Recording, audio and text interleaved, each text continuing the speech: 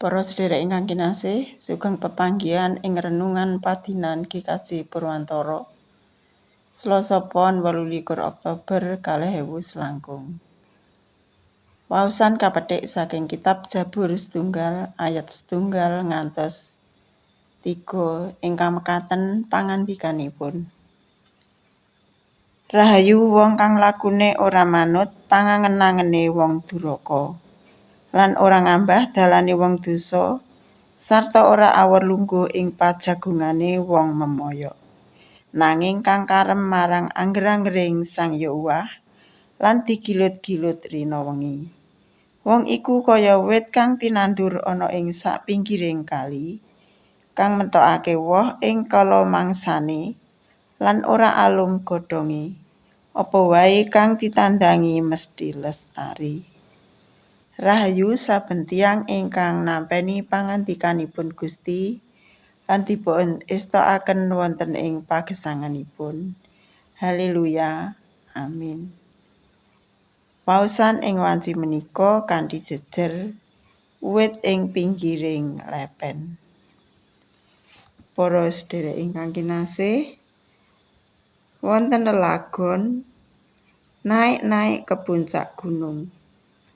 Punika kidungipun para lare, dapukanipun Sarijah, Niung utawi Ibu Sud. Satunggiling kidung ingkang kondhang satemah kathah juru ngidung. Badhe alit punapa dene dewasa ingkang ngidungaken kekidungan punika.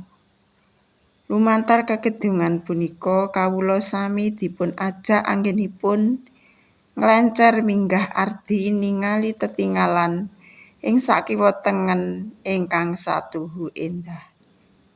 Wasana nalikanipun nyawang wit-witan ingkang ngadeg jejeg ing sangajenging paningal, lajeng bekta pangeling-eling menggaing minggu kapisan pangibadah wulan brayat. Ing pundi sami kabreg mawas adeging brayat kawula pindha uwit utawi tetanem ingkang prayoginipun karabuk lan karawat. Wonten ing kitab suci, para pitados saged dipun umpamakaken minangka uwit ingkang subur, ingkang katanem ing pinggiring lepen, ingkang wedalaken uwoh ing mangsanipun, lan ronipun boten nate alum. Mekaten ugi menggaing brayat, kawula sedaya nggadhahi pangajeng-ajeng bilih gegelitaning brayat tansah tuwuh, ngrembaka lan wedalaken uwoh pindha uwit ingkang kaalepan toyaning lepen. Uwit ingkang katanem ing pinggiring lepen nggambaraken tiyang ingkang remen angger-anggering Gusti Allah, gegilut pangandikanipun lan tansah sumendhe ing Gusti. Awit anggenipun gesang lan tuwuh punika saestu gumantung ing aleping toya ingkang lumintu. Srana toya, uwit saged tuwuh kanthi subur lan saged wedalaken uwoh ing wancinipun. Wosipun, gesanging kapitadosanipun para pitados punika gumantung ing ilining pangandikanipun Gusti ingkang lumintu datan kendhat. Satemah tuwuhing para pitados tansah ngrembaka lan wedalaken uwoh. Satemah punapa kemawon ingkang dipun damel sageta lestari. Para sedherek ingkang dipun tresnani dening Gusti, tuladha sanyata uwit ingkang kaalepan ing ilining pangandika inggih punika Daud. Senadyan tinempuh ing prahara makaping-aping, dipun gething, dipun mengsai lan dipun arah pejahipun. Piyambakipun datan ewah lan gingsir.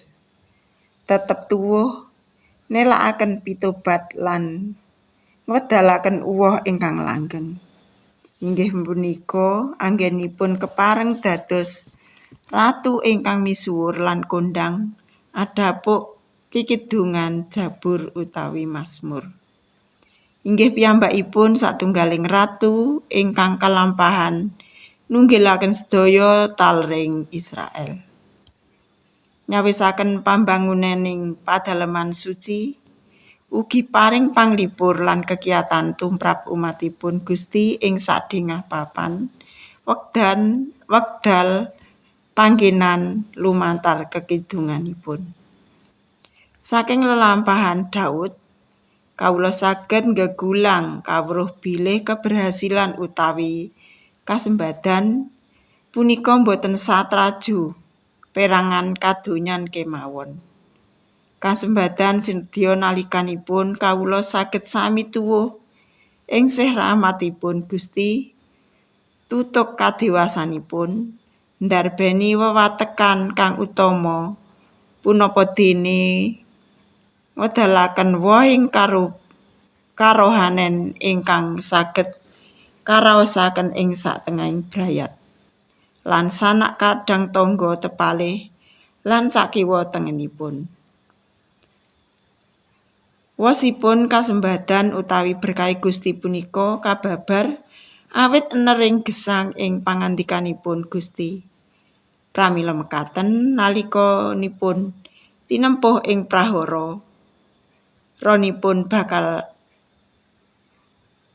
kawula wangsuli ronipun boten bakal alung. Kangelan lan pacoben boten badhe nyernakaken ateking brayat ingkang tansah ngoyot ing pangandikanipun Gusti. Nalikanipun ngadeg jejeg kala mangsanipun awit nalika tinempuh ing sumuliring angin jawah sumeleteng benter lan prahara ingkang asring jalari pangipun cuklek. Ananging sakmangsa oyotipun tansah rasa rumaket ing sumbering gesang. Temtu kemawon kepareng tansah tuwuh lestantun lan wedalaken uwoh. Mekaten ugi kawontenan brayat. Nalikanipun ngadepi mawarni-warni perkawis sing gesang. Badhe nalikanipun sisah punapa dene bingah. Nampeni kapitunan punapa dene kabegjan. Ing salebeting bebaya punapa dene ngraosaken tentrem. Boten badhe ngalang-alangi tuwuhing karohanening brayat punika. Pramila mekaten menawi kawula sami adrek ngraosaken kawontenaning brayat ingkang binerkahan boten wonten margi sanesipun kejawi tansah celak kalian Gusti Allah ingkang minangka sumbering berkah. Lan gesangi pangandikanipun Gusti Allah minangka talanging berkah. Amin. Sumangga kita ndonga. Duh Gusti, mugi paduka tansah paring kegiatan ing saklampahing gesang kawula. Lan kawula tansah sumendhe wonten ing ngarsa paduka. Kawula tansah pitados bilih paduka tansah paring berkah, paduka tansah paring kegiatan wonten ing gesang kawula. Wonten ing Sang Kristus kawula ndedonga. Amin.